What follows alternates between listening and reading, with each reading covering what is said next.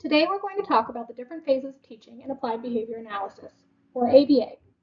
All ABA programs have two primary goals. The first is to teach skills that the client is showing is absent or delayed on. Our goal is to teach skills through different strategies than those commonly used in the social environment. This supports the individual in becoming as independent as possible.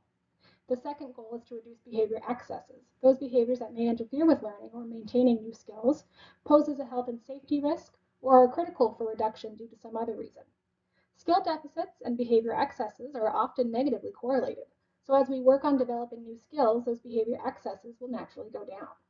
Today's training will review the different phases within teaching to optimize programming. Let's get started.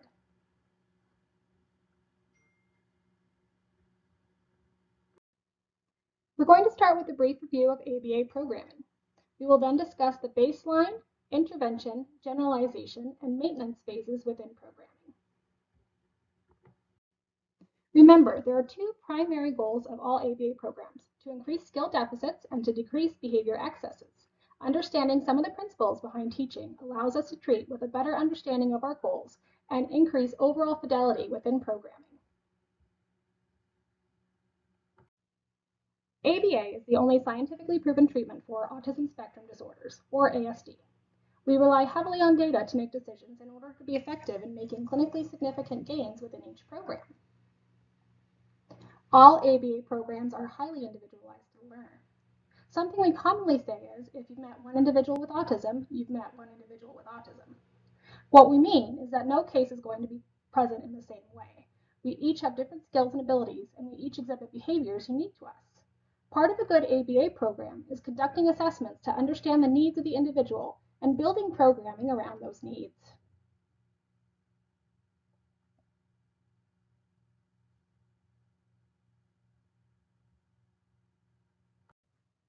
Remember, the goals of teaching within ABA programs include improving behavior outcomes, enhancing communication skills, and fostering meaningful social interactions with learners. The first phase of teaching within ABA programs is collecting baseline. Let's look at what that means.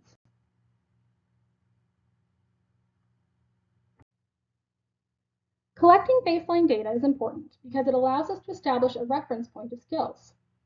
During assessment, the analyst or someone under the direction of an analyst will conduct skill probes to determine if the individual has mastered certain skills. If the individual demonstrates the skill with independence, then the skill will likely not be targeted for programming. If the individual has not yet mastered the skill, it may be considered for programming. Data collection in this phase is typically going to be either correct or incorrect. There's no teaching or prompting within this phase. Individual exemplars are not established during baseline. Rather, the skill is being tested in a broader scope.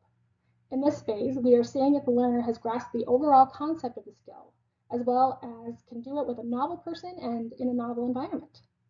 All of these components are important to assess in order to not create splintered skills, which is common for learners with autism.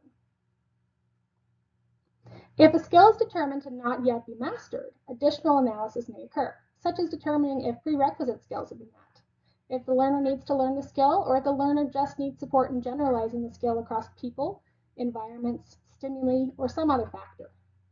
Assuming prerequisite skills have been met, and it's the appropriate time otherwise for the skill to be targeted, the analyst will then propose a goal and introduce programming as to how to teach the skill. This takes us into the intervention phase.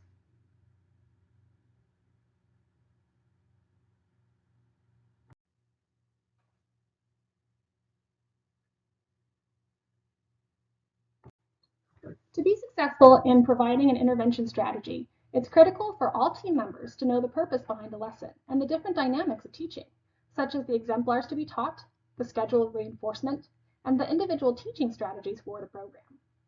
This information should be located within the program and easily accessible by all members of the team. It is important that program information be reviewed prior to running lessons. In ABA, we often run programs that are very similar, but discriminative stimuli or responses may be different, teaching a different skill. For example, if we were running a receptive identification lesson, teaching the individual to receptively identify an apple, I may place an apple on a table with a shoe and a book and tell the individual, touch apple. However, if I were teaching an expressive identification lesson, I would hold an apple up and ask the individual, what is this? Both lessons are similar in many ways, but teach two different skills. Always review program sheets prior to running a program in the teaching phase. As you run programs, you will collect data. Within the teaching phase, you will start with using errorless learning, using most to least intrusive prompt strategies to elicit correct responses from the individual, so the behavior can be paired with reinforcement. This is a founding principle in ABA. Reinforcement increases the likelihood of behaviors occurring in the future. Once the individual has demonstrated a certain level of independence, such as 80 or 90%, the intervention phase then switches into error correction programming. In error correction, we use least to most intrusive prompt strategies. In these phases, we first teach this individual what to do, and then we teach the individual what not to do.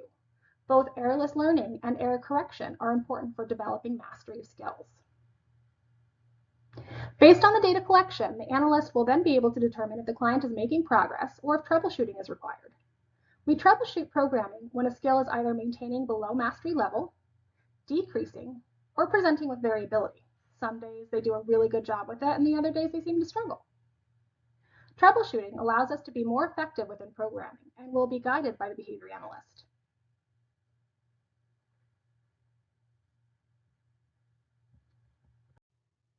Once an individual demonstrates mastery of a skill, it's important to also teach generalization of the skill.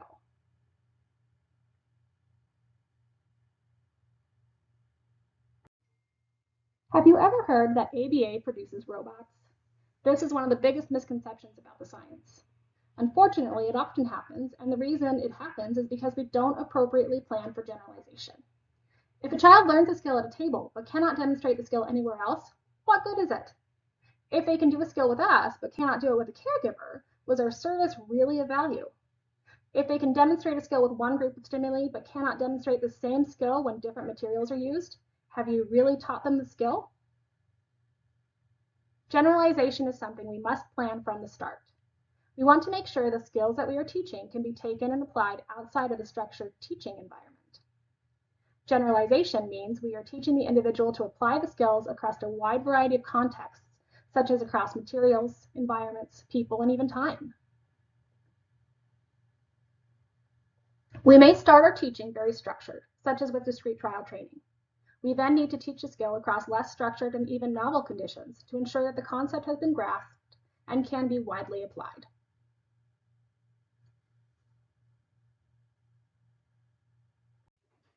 Maintenance refers to retaining a skill for a long period of time. If I can do the skill today, and if I have the skill mastered, I should be able to also do the skill after several weeks of not doing it. Think of riding a bike. As adults, many of us probably haven't touched a bike in years. However, if life necessitates us riding a bike, we would probably be able to pick up the skill relatively quickly without too many errors. That's maintenance.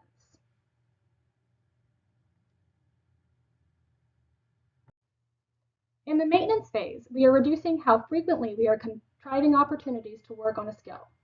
During initial teaching, we were probably working on the skill several times a day. During teaching, consistency is significant in ensuring clinically significant progress. However, we are not going to be following the individual around for the rest of his or her life, targeting all of these skills every day. Instead, we ensure the individual can maintain the skill. We work on the skill less, we ensure the individual can generalize the concept by applying it to novel exemplars, and we ensure that we can be maintaining it by the natural environment. Just because it isn't worked on every day doesn't mean they will lose the skill. As part of maintenance, the behavior analyst will address the schedule of how often we work on the skill, spanning from daily to weekly to monthly and so on. Again, data is used in this phase to ensure we are making clinically significant progress and the learner is not losing skills we worked so hard to learn. Eventually, the programs will be faded out completely, not because the learner no longer needs the skill, but because the learner can maintain the skill without us needing to directly target them.